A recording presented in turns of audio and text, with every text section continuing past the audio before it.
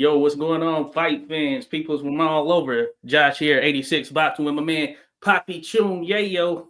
Yo, yo, what's cracking? Heavy on the poppy, light on the yayo. Nah, what's up with y'all, man? How you feeling today? Hey, all is good. We have a special guest. I mean, truly a special guest, the face of Marine Corps fighting. But that's not it. She does some of everything. She's a one person band, you name it. I mean, she can do it all. And I'm not just saying that, that is literal. If you go follow her page, then you'll understand what I'm saying. But it's none other than the fighting Marine, Stephanie Simon. What's going on, What's Steph? up? Thank you. Thank you for the warm introduction. Thanks for having me again. Happy to be here. And yeah, let's get to it. What's going on? Oh yeah. No, I can't remember when we last chatted. It was, or you were on the podcast. I'm thinking it's been a good number of months. Can't remember if it was Yeah. earlier this year or what, but a lot going on. Of course, I'd imagine out there in California. So I understand you're still with Pullman's Gym and everything. So how's it been? Yeah.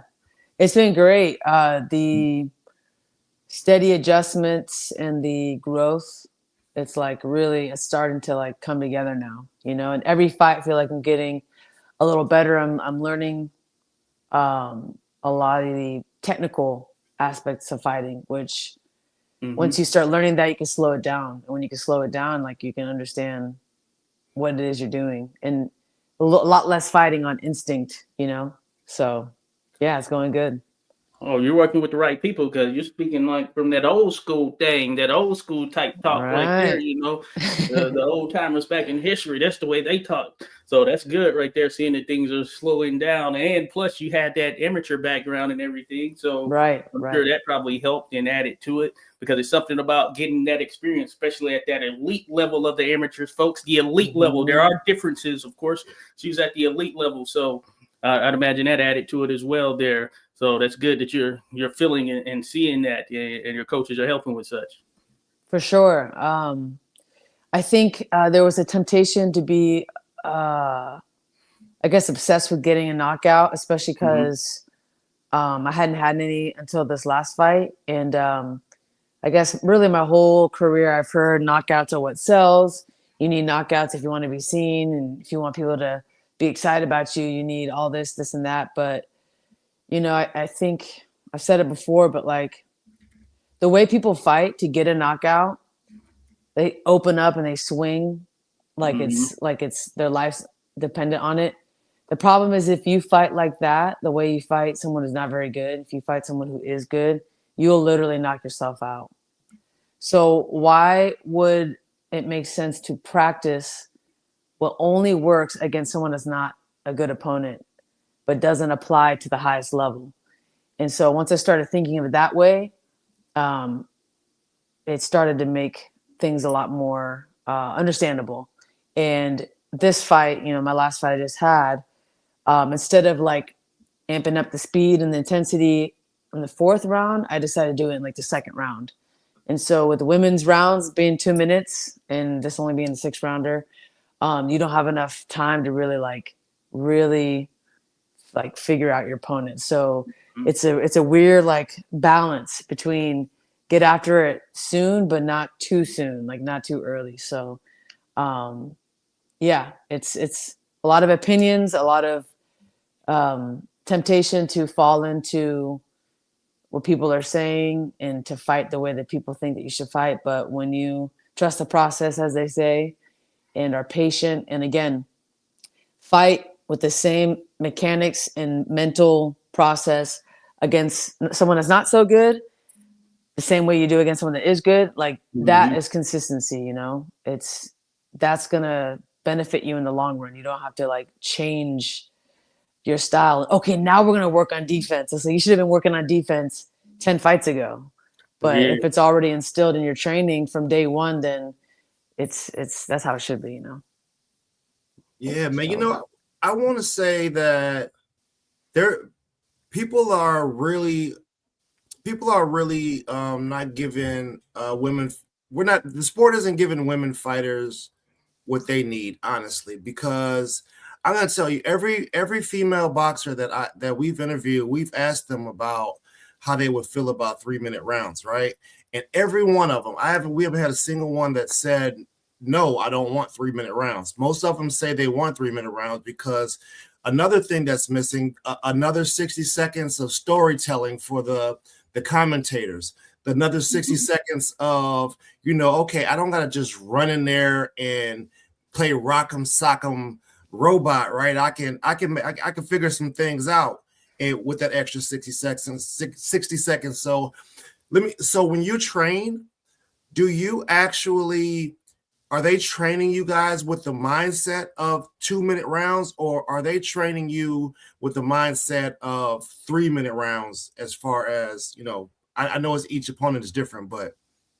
The way I train is everything but my sparring is 3-minute rounds, 99% of the time. I think there have been a few sparring sessions, like my very last sparring session before this fight were 3-minute rounds. But before that, like all the sparring sessions were 2-minute rounds. But all the bag work, the pad work, all the shadow boxing, jump rope, everything else was 3 minutes. So it's funny that you mentioned that too, because my last fight, someone messed up the time, and my first round was 3 minutes. So I noticed, I was like, this is a long round. But you know what? My opponent got tired. Like really tired. And I noticed it because I still had energy. I was like, all right, well, it's a 3-minute round. I guess we're going for it. And she had like really aggressive punches and like a demeanor in that first 2 minutes, and then nothing left in the tank. So I think, again, like a 3-minute round changes everything. And people got to like pay attention. Like that, the last part of a 3-minute round, that's usually where stuff gets crazy and spicy, and for us, that's when the round ends, so even this last fight, I stopped her in the end of the third round with 10 seconds to go. So imagine there's another minute on that.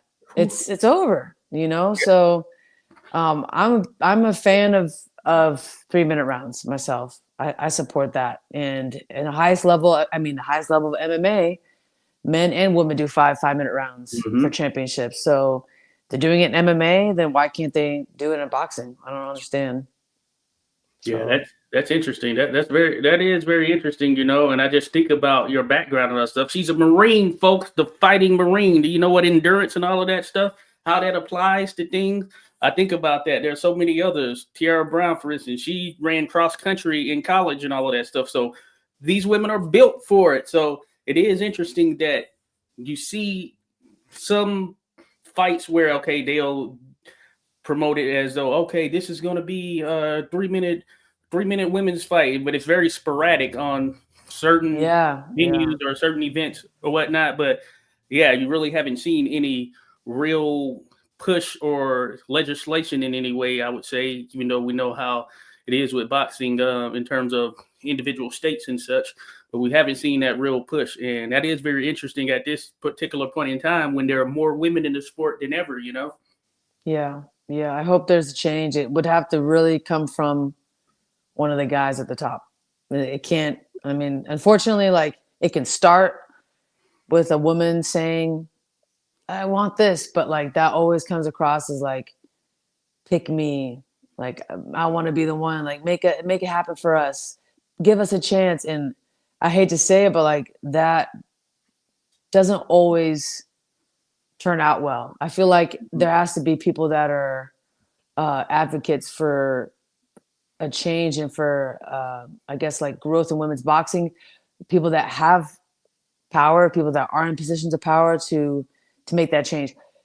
The problem is too, is like in all combat sports, especially, I'm noticing is like, if people are satisfied, they don't complain.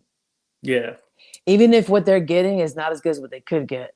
And you see that a lot with fighter pay, at least in MMA. I don't know, boxing, boxing too. But if people are getting what is good enough for them, I don't want to say selfishly, but a lot of them mind their own business. Like, hey, I'm getting fights, I'm getting the rounds, I'm getting the experience, I'm getting TV time, I'm getting paid. I'm not going to ask for too much more. And I get it too, because people that do ask for more or just at least ask for the bare minimum, they are often seen as like needy, and like Yeah.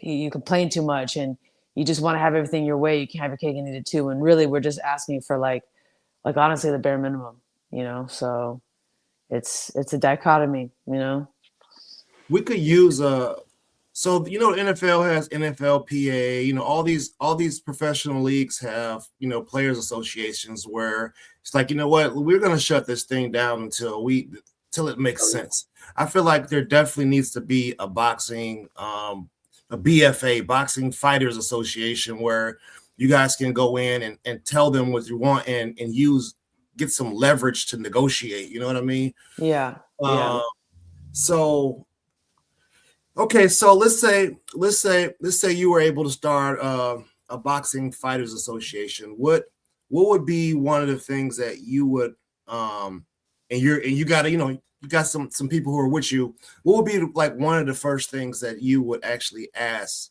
for? Could it be whether it be something about getting blood tested, or you know what I mean? Yeah. Anything like that. Yeah. I think 3-minute rounds would definitely be in discussion. I think stricter testing too, I think would definitely be in the discussion too, because I mean, we're seeing it left and right. There's a lot of people gaming the game with tests, and there's a quote I heard, and it's like, your favorite fighter used stuff probably. And it's like, when you really think about it, of course they did, because the most competitive people on the planet, Mm-hmm. the elite of the elite boxing fighters, MMA, whatever, they're so competitive that they will do whatever it takes. Mm-hmm. But the problem is like, it's not necessarily to get the edge in the fight. It's to recover in training. That's what they're really, a lot of these guys and girls are looking for. Is, I want to be able to push my body hard in training, super, super hard, and recover, so that by the time I get to the fight, I'm a machine. So it's not just like doom, take all this stuff and get really big and buff. That's not what it is. Yeah. And sometimes the eye test doesn't work. Sometimes you look at someone and they could be on stuff and you have no idea. Like EPO, for example, that's not going to make you look all juice and strong. So I think that there's misconceptions about gear and about performance enhancement drugs. And, people are really trying to make it so that they can train 6 hours a day and not get tired and their body recover like they're like a superhuman. And it's not fair, it's really not. And when you have people that are ultra competitive and people that really don't care about morals, this is not just in boxing, this is in the industry. I live in Los Angeles.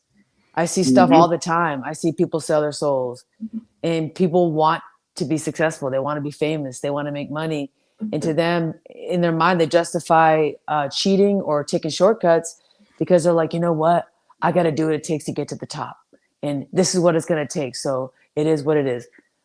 Hey, you're going to pay a price either now by doing it the hard way, like working hard and doing it the right way, which can feel like the hard way at first. You're going to pay the price now, or you're going to pay it later, And I don't know if you guys seen the Diddy documentary, but he's one of those people too.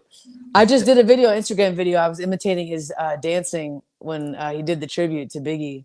He's like literally dancing like, dude, are you sure your friend just died? Is that really your friend? Right. It's just, it's like, you really don't look sad right now, dancing your ass off on stage with a smile on your face after your friend died. But I just mentioned that because it's a similar concept of like, so competitive, so obsessed with getting to the top and being the best, and so terrified of other people being successful that this person did whatever it took to be the only one. So yeah. Hey, and let's be honest, all of us are military vets or active or reserve or whatnot. We know pretty much in every walk of life, there's always someone or a group of people trying to get their edge. You see that in military organizations as well. And it's pretty obvious in some cases, but yeah, it's crazy how that is. I would hope that despite that there would be a way to, I know the original question was about things you would change or implement in this process, but another one's no monopolies. Like, we're not I'm sorry, but I don't think becoming or imitating the UFC model is a good thing for boxing. No. I don't think that. I think that having diversity and having a way to succeed in the sport um, without just one person's stamp and without their blessing is actually what makes the sport so great. Now, do we need 8 different world title belts? No, we don't need that. But to just have one, everything is, like bunched up into one belt and like one person decides who fights when and how and where.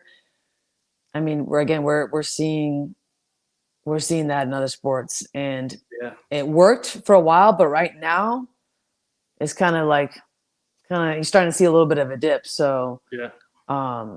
yeah, that's my take on that.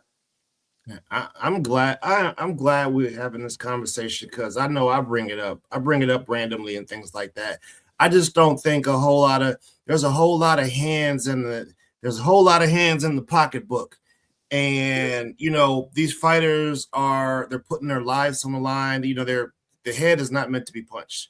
And for them to not be able to have money and for them to be able to not get neurological checks to make sure that, all their screws are tightened down is ridiculous. Like if it's somebody's life, we're playing with somebody's life for entertainment. Obviously everybody's making choices, you know what I mean? But there has to be, you guys are prize fighters at the end of the day. Oh, yeah. And a belt is not enough of a prize for the damage that you guys are taking. It's not. No. Not at all. I agree with that. And when you really think about too, like other professional sports and just how they operate and how they treat their athletes, and then you look at boxing, like me, for example, and I'll be honest, I'm not in the financial position to be able to pay for thousands of dollars of like pristine strength and conditioning training and in recovery in the best, most exquisite trainers of all time, and like to help me, get in that perfect condition to be ready to fight for a world title. Like, will I one day? I think so. But right now, like, I don't. And the thing is like those things aren't just provided to fighters, as well as healthcare and like being able to like really just take care of yourself as a fighter. A lot of fighters are having to work 2 jobs in addition to fighting. And I'm fortunate to be in the Marine Reserves and to have that as like, that's a safety net for me. If I didn't have that and I wasn't training people and teaching boxing and stuff, like I'd be kind of screwed right now. So this sport isn't really designed to build people unless they've already kind of been like handpicked and been favored by the people pulling the strings from the top. And it's discouraging. And you know what? I look to my left and right and realize that like there's probably a lot of fighters that would have been the best in the world that just said, I'm done with this.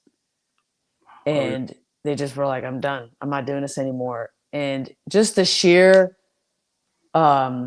rejection alone was what made them stop. And that's the thing. But the sport is going to reject you over and over and over and over again. And it sucks. And you can even do the best of the best and do everything that you were told to do. Like in my case with the amateur boxing, yes, there was politics involved, but I did what I thought was what I needed to do to be an Olympian, which was win multiple national titles in a row and win the Olympic trials. And it just so happened that like that wasn't enough to be the Olympian. And this is a sport where you might do enough, you might do everything right, you might do the right things. It's not going to guarantee you anything, so you got to be willing to keep going even when you've done everything right, or at least close to, and you're still not getting the results. And if I were to get a glimpse of what my life looks like right now, end of 2025, going into 2026, 31 years old, 5-0, living in this little apartment here in LA. If somebody were to show me a little snippet, a little video of this and told me this is your future, you have no sponsorships, you have some, but it's only like fight by fight. You're not signed to a promoter yet. You don't have really anything other than like random fights throughout the year. I may have called it quits. But there's a reason why we don't get to see into our future, is because the Lord, God, the universe, whatever it is that you believe in, they show you the end. They give you glimpses of the end to show you what you can be, and then they leave the rest up for interpretation. Because if you saw what you would have to go through to get to the top, you'd probably be like, "Yeah, I'm out of here." So I'm grateful for this life I have. I'm grateful for my my endurance in and out of the ring and my perseverance, because that's really what it takes to get to the top. Is you just can't quit. You just can't quit. Okay, yeah, I was gonna ask you about that. Like, what keeps you there pushing? Because the way I look at it, I'm sure same with Ernest. There, we kind of see you. We saw you as amateur and what you bring to the table and all of that stuff. And I was mentioning all the things she can do: play multiple instruments, dance, act, etc., etc. You know, and you would think that that's what to be. Hey, and you live a clean life. You would think that's what would be the beckoning call for some of these major sponsors and things of that nature. You're looking for an athlete to represent you. I mean, it has Stephanie Simon written all over it. You want someone with your brand who can push it to that next level, and she can back it up with her story and all the things she's gone through. Then yeah, it's wild to me. It's beyond me that some of these major brands and sponsors don't actually reach out and look to latch on to with someone like yourself. And this is not to throw shade at any others, but we've seen major sponsors attach themselves to fighters or other fighters or whatever who couldn't live up to the billing, who didn't have that clean life and got into stuff, you know, and it's mind boggling. Yeah. I think part of it could be my fault. I think that I need to take ownership for having a big mouth, because I think sometimes being outspoken, it scares people and it makes them not want to work with me. So I think that could be part of it. Is, ooh, we like her, but she talks too much crap, or she's dramatic and she says too much. Which, cool, got it. You know, I could do a better job at that. Part of it too, I think, is that there needs to be work.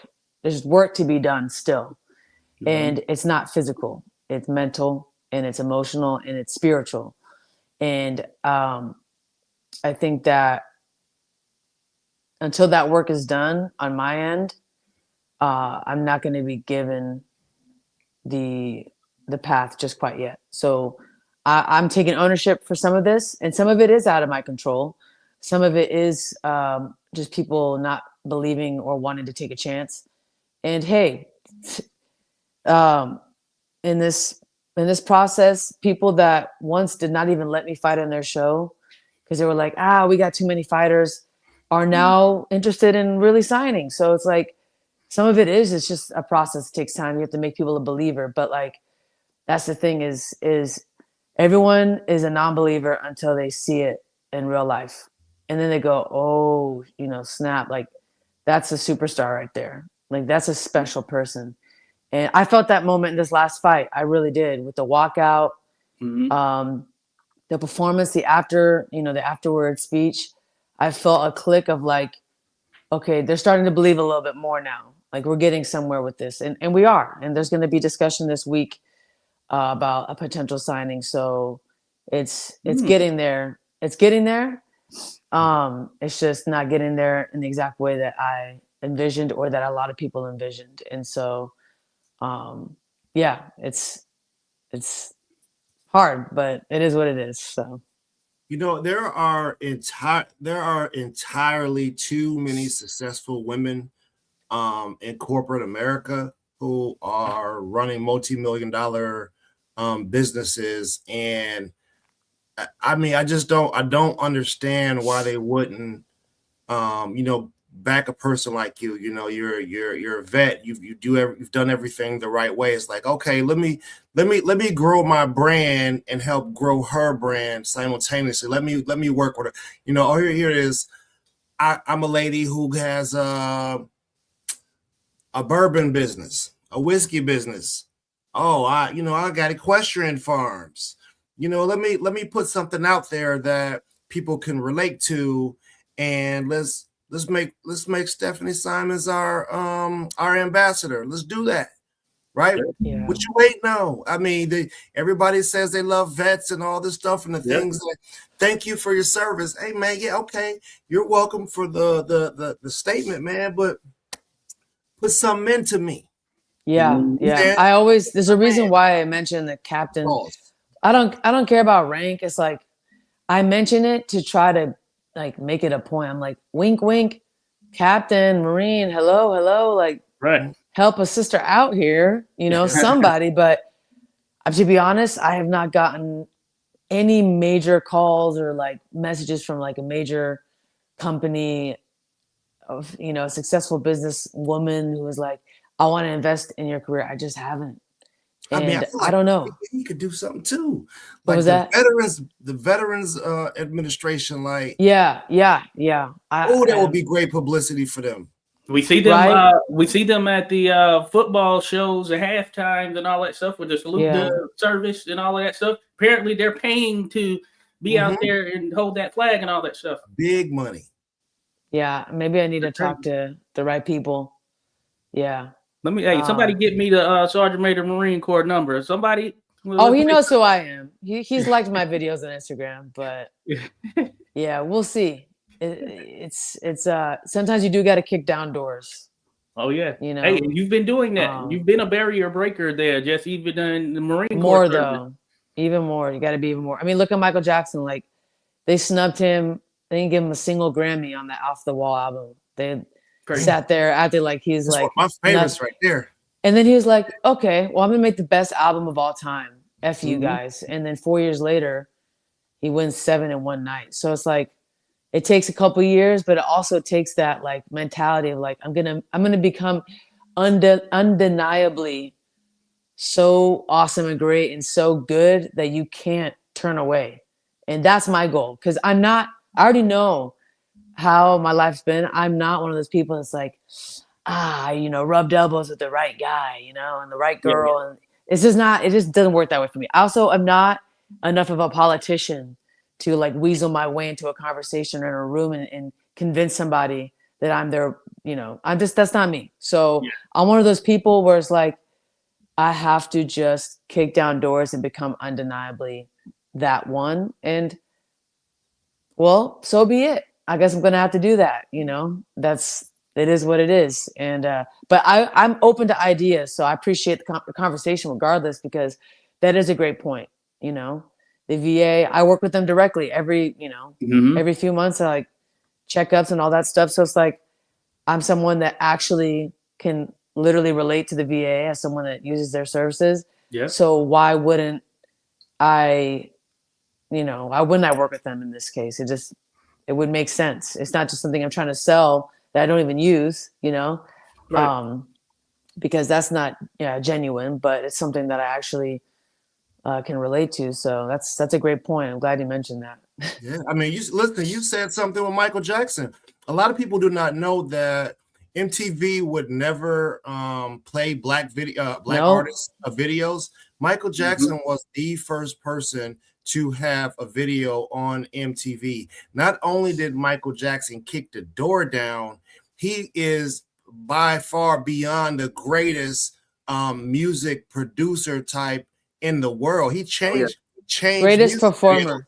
Yeah, greatest performer. But it was undeniable. But that's the thing, right? Because the people were like, put his video on now. Now. I was watching his videos. I watched Thriller. I remember I was 4 years old. Some of my earliest memories are of Michael Jackson watching his Thriller music video and running out of the house, screaming, like when he turns into the werewolf. Turn into the werewolf owner. Right, but that's so powerful to be able to create art and to be able to create something that is ingrained in people's upbringing in their childhood. You got to be some kind of special and different. But it was undeniable, right? He had the odds against him in that case because, freaking MTV is like, we like this type of music video. We like these kind of artists, white artists, right? But he became so undeniably great, and so requested that they couldn't because it became a detriment to them. Mm-hmm. It became a detriment when you become so good that you're a detriment to the ones that are not embracing you because they're losing out on opportunities. That's really when you've won. That's when you have power too. And that's what I want. Oh, Like, yeah. I want the cards to be in my favor, but I also want to have some sway and pull. Because if I'm requested, if I'm talked about, if people are interested and invested in me and the fans want to see me succeed and win, it's going to come a point where the promoters are like, oh, man, we can't keep turning Yeah. a blind eye to this, you know? So all these things that a lot of these female fighters are doing is like, it's great, but I can do it better. Like, Yeah. I've seen some of the cute little walkouts, the dancing. I do it better. You do. I've seen some of the interviews. I do it better. I have a more interesting story. I have a much more insane background with being a Marine. And like, I say it all the time, but like, I know none of my peers in this boxing world have ever had the responsibility I had at 23 years old. Oh, yeah. Like, I was literally in charge of grown men's lives, 60 of these fucking guys' lives, in charge of and responsible for and doing these types of operations and practices and training exercises that like would have most fighters crapping in their pants. Honestly, like, I'm on the phone with a naval vessel, a operations officer out in a naval vessel that's 10,000 meters away, and I'm calculating the distance between myself, my Marines on the shore of a beach, and that ship is in the middle of the ocean, how I'm going to get there, calculating waypoints, talking to the infantry officer who's in charge of the Marines that he's got, and then talking to my Marines. I'm coordinating a whole exercise that's going to get us deployed overseas, and I'm 23 years old. And at any point in this operation, any one of us can die because those vehicles, those tanks that we go in, those amphibious tanks, they sink all the time, you know? So it's like, to have that leadership experience, to have that background, to be in those types of moments where it's like, it really is life or death. And to have that responsibility of other people's lives, it's like, it's what makes me the fighter I am. It's what makes me the person I am. It's formed me and crafted me into not just a fighter, but a leader, someone that wants to be an icon. Like, I want to be a special fighter in this community. And, you know, I don't get why like these other promoters and these other people don't see it. I don't get why they don't see the vision, and I don't see why they're not invested in getting this story out there. Cause this is what Netflix documentaries are made out of. This is what it's all about. That's right. Like, I don't see, but it's beyond me. I can't make them see it with my words, but I can make them see it with my actions. So that's what I'm going to do. I'm just going to keep getting in the ring and putting on fantastic performances. And I'm going to get on the mic, talk my stuff, make creative content, show that I play 5 instruments and sing, and we'll just go from there. And if they want to reject me, fine. I'll go at another angle and I'll figure it out, you know? So. Oh, yeah. And you know, hey, you have support. We see it by the people that drop through, show some love there. We know it just when we see things going down, when you're posting all of that stuff. So Thank you. it will happen. You know, I'm pretty confident it will happen. Sometimes the grind is insane, you know, and it shouldn't be that way, especially in this era that we're in, where pretty much have more access than ever to individuals.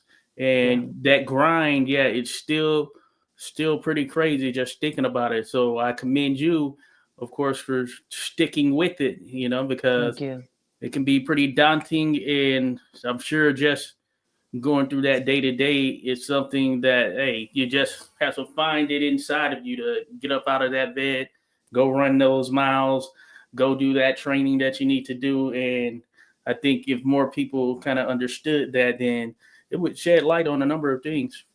Yeah, no, 100%. And whenever I'm feeling kind of like disappointed or whatever, I really think of like people like Tiara Brown and Clarissa Shields, because they did twice as much as I ever did until they finally got their big break, you know? And like,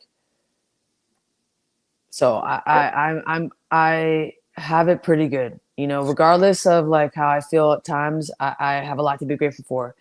And if I was a 2-time Olympic gold medalist, multiple time world champion in multiple weight divisions, and like had gone through all of that.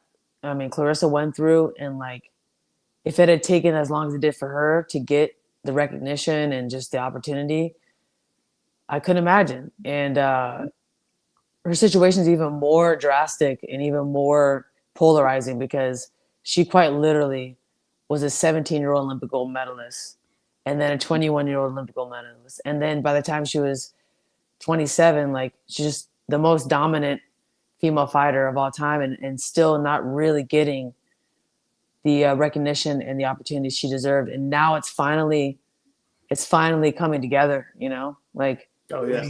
she's becoming a household name now. She is. Mm-hmm. And she's getting the recognition, and I'm really happy for her, you know. What were you saying though? Sorry, I interrupted you. Nah, man, listen. If somebody on this show has talked about that, it's been me. It didn't matter if it was a major competition or not. I say every chance I get, Bud Crawford and Clarissa Shields are the king and the queen of boxing, respectively. Yep. And it's disrespectful as an American citizen who fought for this country. For me personally, I see it as highly disrespectful that our two-time gold medal. I mean, the woman she's in the Guinness Book of World Records as an athlete. You understand me, for the things that she's done, and people just don't understand what type of grind that y'all have had to go through, and the hurdles and barriers and the unnecessary. Oh, we need you to look like this and talk like this. Come on, BS. They're fighters. Mm-hmm. You know what I'm saying? It's BS. I know you guys want to feed you want to feed the monsters and stuff like that, but come on, man. Like, we got to do better about how we treat our athletes in America and who represents what. It doesn't matter if you're an American or you're Mexican or you're black or you're this or you're that.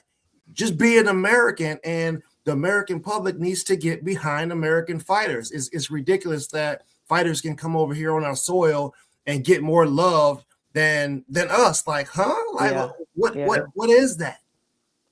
You know, I think if you don't look a certain way, talk a certain way, act a certain way, let me rephrase this. If you look a certain way, you can say certain things that are really not cool or not acceptable and get away with it. There's even studies shown on this, like being good looking, being white, being from certain families, being from certain social statuses and from certain, wealth. Like, you're allowed to get away with saying things and people just go, he's so this, he's so funny, he's just such a character. It's like if a black woman says the same thing, or they don't even say the same thing, they just say something without saying it all cute. Now all of a sudden they're not likable, or they're not approachable, or they're not marketable. It's BS. It's right. BS. And I mean, Ronda Rousey, for example, was a dominant force in the UFC. She was also a white woman who had the pretty girl stuff. But when you really listen to what she had to say and the things that she said and the words coming out of her mouth, it wasn't anything special.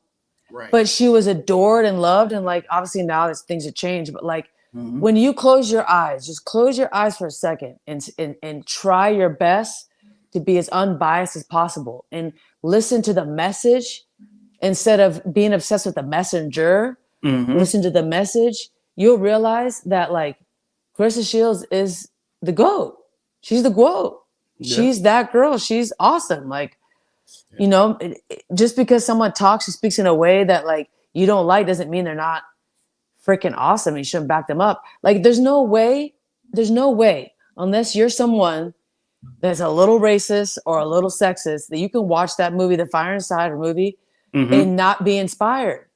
Yeah. There's no way unless your biases are so strong, they've taken over your ability to think straight. You can't watch that movie and not be inspired by what the heck she did, And so, yes, no one's perfect. I got that. But like, I still will listen to guys in boxing, some of these big names, and listen to what they say and what they stand for. I'm like, that's crazy. Nothing they say is enough for people to like turn their back on them. They'll say racist things. They'll say stupid things. They'll say uneducated things. And Mhm. people still follow them. They still got 15 million followers. They're still popular. Everyone loves them. And it's like, it's BS, man. It's BS. So I can go on it for days, but yeah, I'll die on that hill. You know, we got to do better society. Like you said, we got to back our fighters. No, Okay, you'll get your opportunity. I'm sure of it. You'll get the opportunity that you've earned. You know, unfortunately, there are methods for people to cut the line, and that's that needs to go away. But you know, since we use musical artists, you know, everybody sees Taylor Swift, you know, and they think, oh, you know, she won. I think her pops invested like $300,000, $300,000 into marketing his daughter. Right. So not everybody got access to something like that. Some people it's a drop in the bucket, but they're not out there really. There's nobody pitching this idea to them. It's the people that they're surrounded by. Right. So sometimes people need to find the people that are surrounding the people that need the ear, because I know there's a woman who's a billionaire and she's a crazy philanthropist for HBCUs. She's a crazy philanthropist for, you know, the historical museums. She's got this money that nobody could spend in a billion lifetimes, and she wants to do something with it, but everybody wants a handout, right? Everybody wants to take the shortcut, but this lady's just looking for, you know, the right opportunities and the right things to actually just be a philanthropist for. So all my philanthropist people out there, you know, when we try to connect these athletes and we stamp their approval, you know, as they're being a good guy, or they stamp their own self as approval as being a good person, you know what? Take a shot on them. You know, you're enriching the lives of many people, and that's where that real trickle down could come from. When you support somebody that comes from the type of moxie that people like us come from, and you support us, we're going to do the right thing when we make it. That means pull everybody up with us so that we can elevate what we have going on in society. Plus, this stops people from whooping your ass when you walking down the street because they bored and they good. They can do it, you know? 100%. 100%. No, I couldn't agree more. And yeah, you definitely, I don't know. It's like, I don't know. I think about, when I think about like legacy and like somebody that is just like authentic and has inspired sounds for other people and has really changed like American pop culture. I know you mentioned Taylor Swift, but like her name doesn't come to mind. It really doesn't. And like, yes, you can be very popular and sell a lot of albums or records. That doesn't mean that you are someone that has changed the sport or changed the music or changed the culture. It doesn't mean you left a legacy.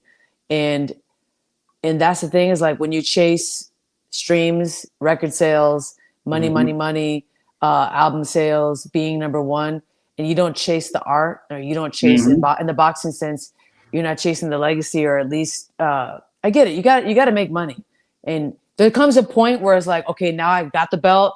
Now let's make some money. I get that.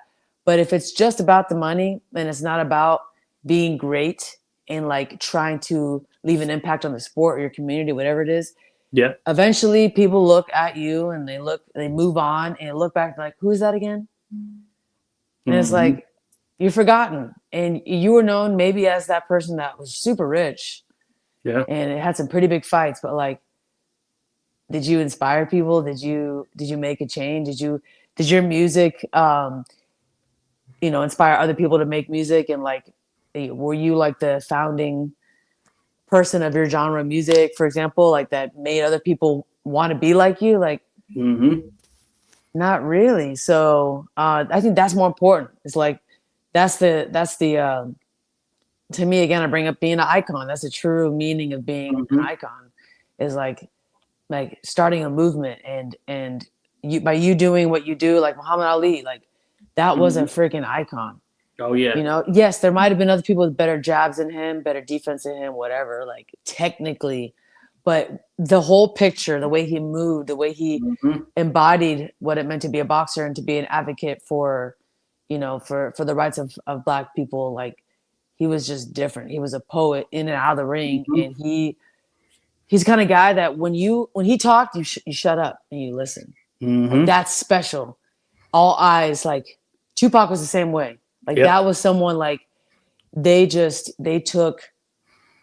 take everybody's attention, just whoop, send it towards them because people are invested in what they had to say and wanted to be like them. So that's for me.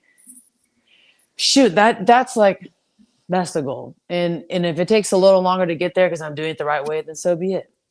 I'm not gonna cheat. I'm not gonna go take shortcuts. I'm not gonna wash people's feet with my hair so that they sign me. I'm not gonna say so and so is the greatest because that's what and I'm not doing that. Sorry, you got the wrong one. So Oh, yeah. yeah. Josh, see, man, you see. So doesn't this align perfectly about what I said about Jake Paul? I really wanted to get behind him and support him because he has the resources and the connections to really uplift women's boxing. But for me, it seems like he's like the diddler, all up in the video, dancing. You know what I'm saying? Come on, Paul. Come on, bro. Listen, man. Really do this for these women, man. You know what I'm saying? You don't got to be in the ring dancing and stuff like that. Get behind the scenes and throw an event where the main event person is actually being cheered, bro. Let's end that night with happiness. Get in the night with an actual female boxer who put the work in, getting cheered by 15, 20, 60, 70, a Dallas Cowboys arena. You can do that, man. Do it. You know what I'm saying? And you will be blessed in abundance if you get it done the right way. Yeah. No, hey, I know we've had this conversation. We've been going back and forth with it, but he is changing in some sense the way that people see women's boxing in regards to, I can recall an old Bob Arum clip where it's probably from the early 2000s, something like that, or the 2010s, where it's like, women's boxing, you can't do anything with it. If nobody wants to see it, I can't sell it. So it's like, I'm not signing anyone. And of course, ultimately, he ended up signing some down. All 2 or 3, yeah. Oh, yeah, right, right. Now, what I will say is that I just think about Katie Taylor versus Amanda Serrano, and let's think about that first fight, the way people showed up. It was on. I was there in person. Oh, Amazing. yeah, you were there. I remember seeing New you. York. It showed you that women can carry the sport. They can 100%. be at that same level and all of that stuff. So I hear what you're saying there, Ernest. And yeah, Jake Paul, yeah, he's working his aspect of it as well. But that being said, he has a lot of the top women in the sport have signed with him. And I don't know the particulars and all of that stuff, but he seems to be gearing things towards that. Ultimately, we'll see what transpires as history goes on and all of that stuff. But I'm hoping that the platform, I love the production. I'm hoping that continues to expand, because another thing that we had actually mentioned there, Stephanie, was the fact that, of course, with Turkey, His Excellency Turkey or whatnot, a lot of fights are going to Saudi Arabia. And of course, for women, it's different. And they haven't quite reached that point yet where, you did have 2 women fight there. That was the first time. That's only happened once. They've been hosting these shows. We haven't seen any other women fight there. And I think societally, there are still some things regarding women's rights and things of that nature that will need to increase, especially thinking about getting actual real boxing fans to come over there and support events. Look, these people are businessmen, so if they don't see a benefit from the business side, they're not going to do it. And if they see that bringing women on is better for public image, which then turns into better support, then maybe then maybe we'll start seeing women on their cards. But until there's a literal like reason financially, or I guess in terms of their atmosphere, like makes them look or appear to be more progressive, which again, then okay, looking progressive does what? Does it bring in more fans? Yes or no? If it does, okay, then we're going to do that. If it doesn't favor them, they're not going to invest in it. And I think that's the same for all promoters. They're looking to make the most money that they can. They're businessmen. They care about making good business. And if you are a businessman who doesn't know how to think outside the box and has one way of looking at things and doesn't know how to optimize resources, then you're just going to do what everyone else has been doing for the 100, however many years, 150 years, 200 years, 100 years that boxing has been around. You're just going to do what everyone else has done. But the funny thing too, right? And I just tie it back to Taylor Swift and the entertainment industry. Yeah. Nobody buys more things. No one spends more money. No one spends more attention on things than young women. If you look at Taylor Swift, Justin Bieber, Beyonce, like these people have spent billions and billions, and fans have spent billions and billions of dollars on going to their shows, buying their merch, watching their YouTube channel, whatever the case may be. Those fans are women. There is an untapped fan base and an untapped potential to have that kind of fan base in women's boxing. If you start tapping into the apparel, into fashion, like what's her name? The one that's the model. I'm blanking. But there's a fighter, Ronald. She's walking out here with Versace, freaking looking like $1 million, literally. Like that's the kind of stuff that could be tapped into, is tying in those worlds.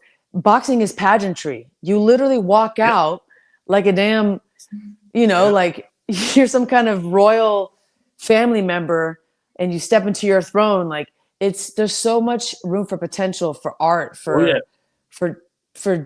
tapping into that whole other fan base and a whole other industry that's just not being used. And again, it's like, it's a lack of innovation, lack of creativity, and investment in thinking outside the box. And I'll say it now, and I'll keep saying it forever. It's like, you tap into that, you think you make money now, wait till you get female fan base, the young girls. Like, yes, maybe they're not super interested in violence, but like, there's a way to get people invested that you don't quite think are interested in this boxing stuff. And it's if you make them a fan of the person before you make them a fan of the boxer. Make them a fan of the person first. Like, who is this person? How do I relate to them? Who are they? What do they do? Like, what's their story? None of that's being done. And wish it was. Hey, listen, Josh, let me tell you something, man. So my Bell's Deep, right? So my Bell's Deep was athleisure for basically, bodybuilders, people who are really serious about going in the gym. And my largest supporter of my apparel were white women ages probably 24 to 65. Like, they couldn't stop buying my stuff. I started sponsoring bodybuilding shows, sponsoring athletes so that they could have the money to be able to get to the point where they can get on stage to win money, right? And my business, it grew exponentially because, the apparel is tough, right? It's quality. Two, it's funny. Somebody's going to look at you and think they see something that really ain't there, and then they'll have no other choice but to laugh or make a conversation with you. That's how I designed my Bell's Deep logo. You'll see it if you look at it. But, so it is there. And what she's saying is absolutely correct. It's just a matter of the right opportunity popping up at the right time in a public space. So, Jake, women need an advocate, bro, not a pimp, bro. You can do that stuff somewhere else. Just come on, man. Be a good advocate, man. I want to support you, fam. Oh yeah, make sure you ship out about 1,000 chickens and turkeys. Put some meals out there in them cities you fighting in, fam. You got the bag. You know what I'm saying? You got the bag, man. Hand out some dinners at some of them fights before you go get them $200, $300, $3,000 tickets. You know what I'm saying? Hand out some meals, man. People starving out here in these streets. Yeah, and it's the holiday season for sure. You know, we could use that out here. Season. Real quick, we're here with Stephanie Simon. We get deep here. We're getting deep. We're not cutting corners, any of that stuff.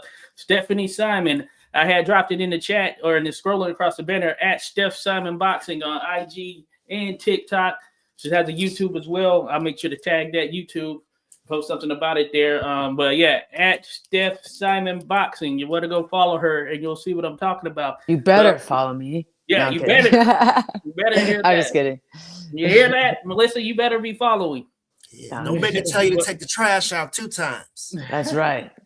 But hey, one of the things that Stephanie, this is going back to, you were talking about Ali, and one of the things you were saying about yourself, hey, same with Ali, they were like, oh no, he has a big mouth.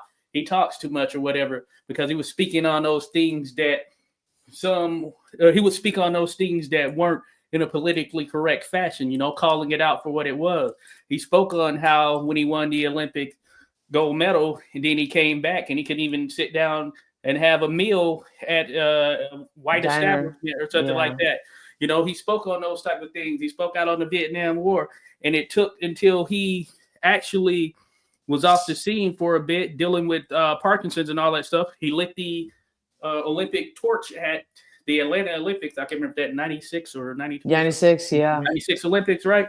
And then people started to embrace him even more, seeing him like that. Of course, at that time, he couldn't speak in the same way that he used to when he was deemed the Louisville Lip, you know, the greatest talker in boxing history right there, and the GOAT right there. But that being said, what I like about you, Stephanie, is that you remain unyielding. You don't have to compromise yourself in order to continue to achieve what you want to achieve. And I know Tiara, she said the same thing. It was a long grind for her. She was like, she did it her way, and she hasn't compromised herself, and she still speaks on those things. So you're right. Some people might look at that a certain type of way, but you shouldn't have to compromise on your morals, what it is that kind of keeps you abreast there in life. And I think that, yeah, these businesses, they need to get with it or get gone.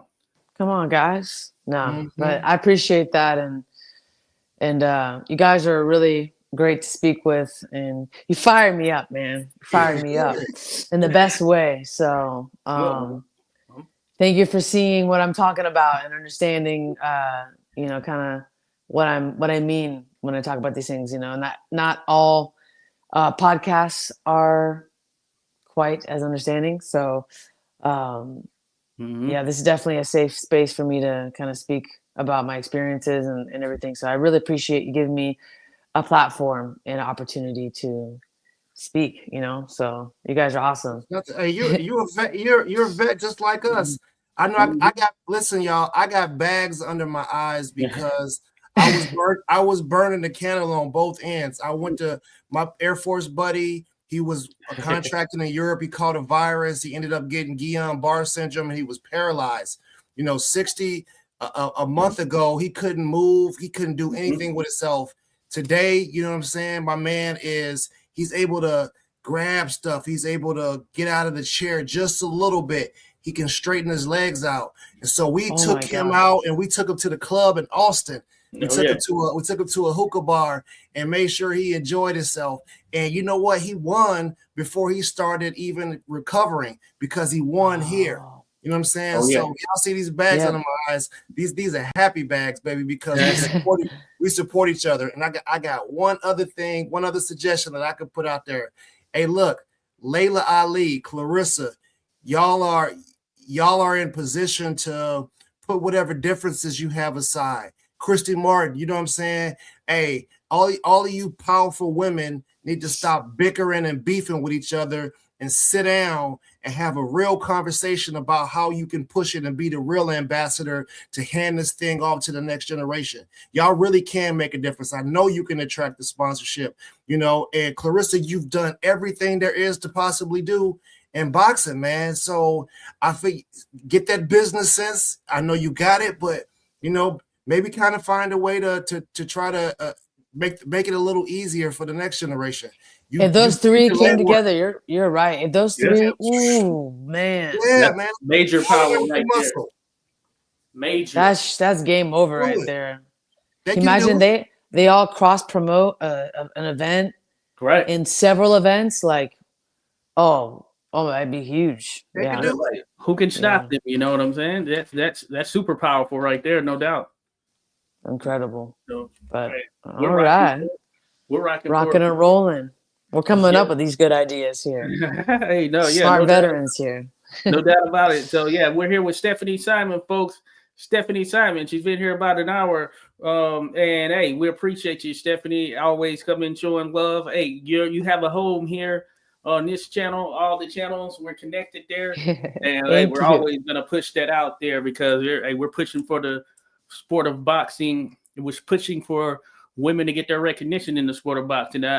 I can't go with, or I can't not say that, you know, when I think about all the stuff that I've learned in the sport of boxing, just from being on the amateur side and just learning from officiating to how the operations are, the sport cannot operate without women involved. For those that haven't been around the sport and you haven't been to your local amateur shows, you haven't been to your local pro shows, you're going to see just as many women as you are going to see men.